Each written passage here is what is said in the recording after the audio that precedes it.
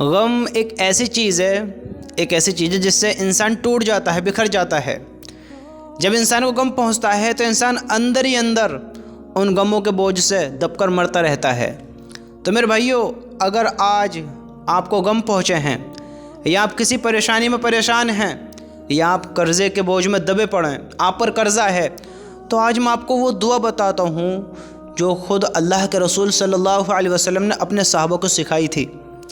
صحابہ اکرام رضی اللہ تعالیٰ عنہ کو اللہ کے نبی نے یہ دعا سکھائی تھی۔ آج میں آپ کو وہ دعا بتاتا ہوں، اور الحمدللہ ہم سب اللہ اور اس کے رسول پر ایمان رکھتے ہیں کہ اللہ حق اور سچ ہے، رسول حق اور سچ ہیں، اللہ کے نبی جو کچھ کہتے ہیں وہ حق اور سچ ہوتا ہے۔ تو آج ہم اگر پریشان حال ہیں، اگر ہم قرض میں ڈوبے پڑے ہیں، لوگوں کا قرض ہمارے اوپر ہے، تو سب سے پہلے آج میرے بھائی اپنی نیتوں کو درست اپنی نیت درست کر اللہ سے دعا کریں اور دعا پڑھیں، اللہ سے کہنا کیا ہے اور پڑھنا کیا ہے میں آج آپ کو بتاتا ہوں۔ ایک مرتبہ ایسا ہوا، حدیث میں آتا ہے، حضرت ابو سعید خدری رضی اللہ تعالیٰ عنہ روایت کرتے ہیں کہ ایک دن رسول اللہ صلی اللہ علیہ وسلم مسجد میں تشریف لائے تو آپ کی نظر ایک انصاری شخص پر پڑی جن کا نام ابو امامہ تھا۔ کیا تھا؟ ابو امامہ۔ آپ نے ارشاد فرمایا، ابو امامہ کیا بات ہے، میں تمہیں نماز کے وقت کے علاوہ مسجد میں الگ تھلگ بیٹھا دیکھ رہا ہوں۔ حضرت ابو امامہ نے عرض کیا، یا رسول اللہ، مجھے غموں اور قرضوں نے گھیر رکھا ہے۔ اللہ کے رسول صلی اللہ علیہ وسلم نے پوچھا، ابو امامہ کیا بات ہے، میں تمہیں نماز کے وقت کے علاوہ مسجد میں الگ تھلگ بیٹھا ہوا دیکھ رہا ہوں۔ حضرت ابو امامہ نے عرض کیا، یا رسول اللہ، مجھے غموں اور قرضوں نے گھیر رکھا ہے۔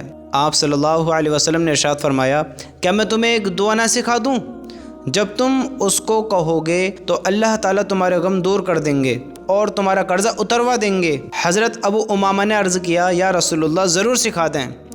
تو آپ صلی اللہ علیہ وسلم نے فرمایا، صبح و شام دعا پڑھا کرو۔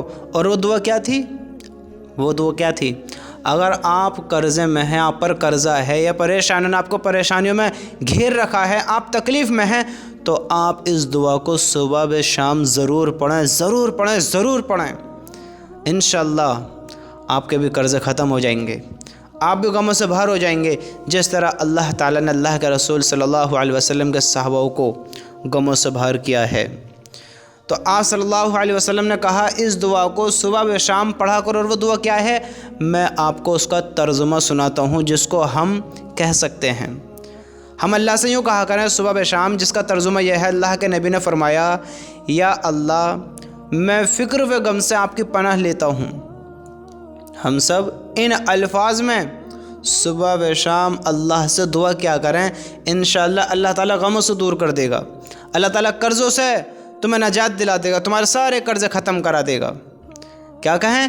یا اللہ، میں فکر و غم سے آپ کی پناہ لیتا ہوں، اور میں بے بسی اور سستی سے آپ کی پناہ لیتا ہوں، اور میں کنجوسی اور بزدلی سے آپ کی پناہ لیتا ہوں، اور میں قرض کے بوجھ میں دبنے سے اور لوگوں کے میرے اوپر دباؤ سے میں آپ کی پناہ لیتا ہوں۔ حضرت امامہ رضی اللہ تعالیٰ عنہ فرماتے ہیں، میں نے صبح و شام اس دعا کو پڑھا تو اللہ تعالیٰ نے میرے غم کو دور کر دیے اور میرا سارا قرضہ بھی ادا کروا دیا۔ حضرت امامہ رضی اللہ تعالیٰ عنہ کیا فرما رہے ہیں؟ جب آپ نے اس کو صبح و شام پڑھا تو آپ فرما رہے ہیں کہ اللہ تعالیٰ نے میرے غموں کو بھی دور کر دیا اور میرے قرضے بھی ختم کرا دیے جب اس دعا کو پڑھا۔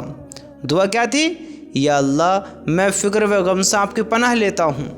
اگر آپ کو یاد نہیں ہوتے تو آپ لکھ لیں، یاد کر لیں اس چیز کو، انشاءاللہ بہت زیادہ نفع ہوگا، بہت فائدے کی چیز ہے۔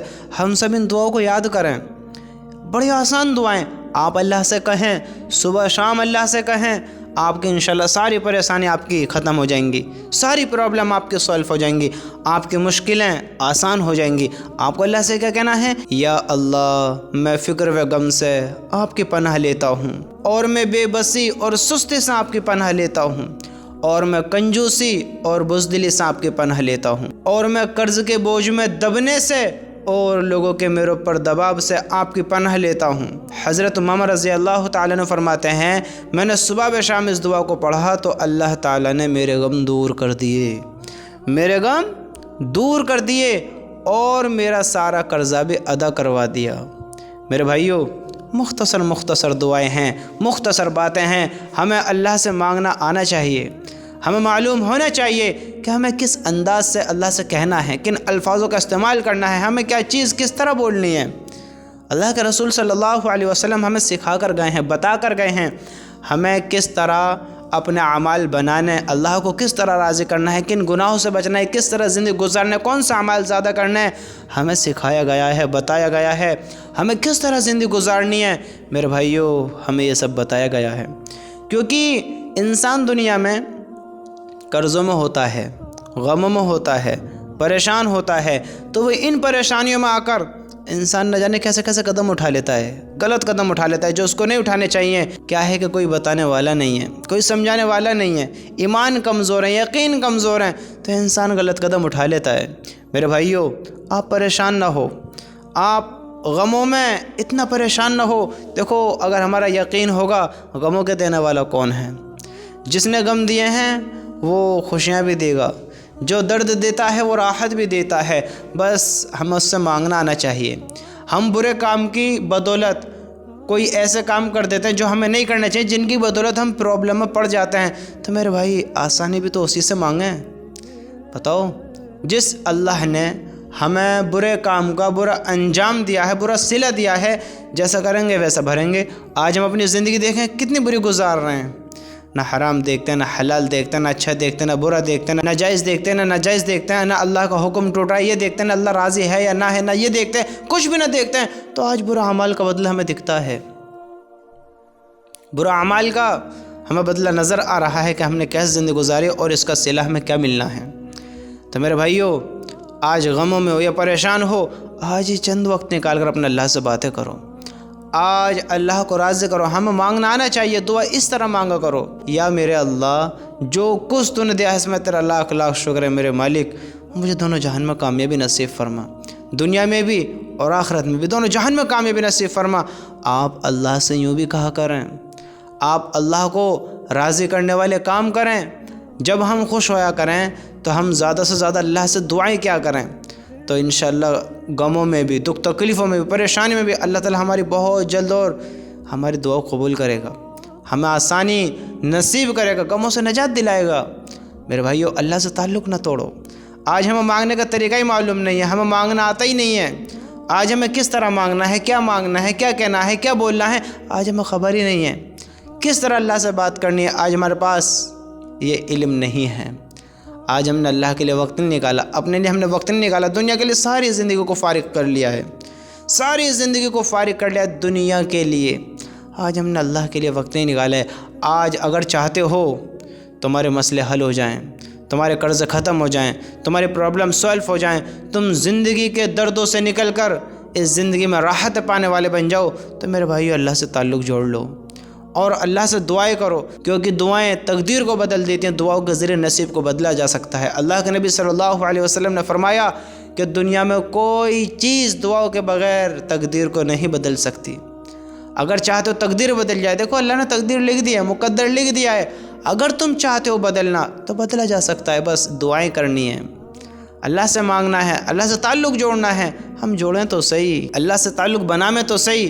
میرے بھائیو، میرے دوستو، اگر ہم تعلق جوڑیں گے تو میرے رب کی قسم اللہ ہمارے سارے غموں کو دور کر دے گا، اللہ ہماری ساری دعاؤں کو قبول کرے گا، اور تم دیکھو گے جو ہم نے نہیں سوچا ہے پھر وہ بھی ہوگا، جو نہیں سوچا ہے وہ بھی ہوگا۔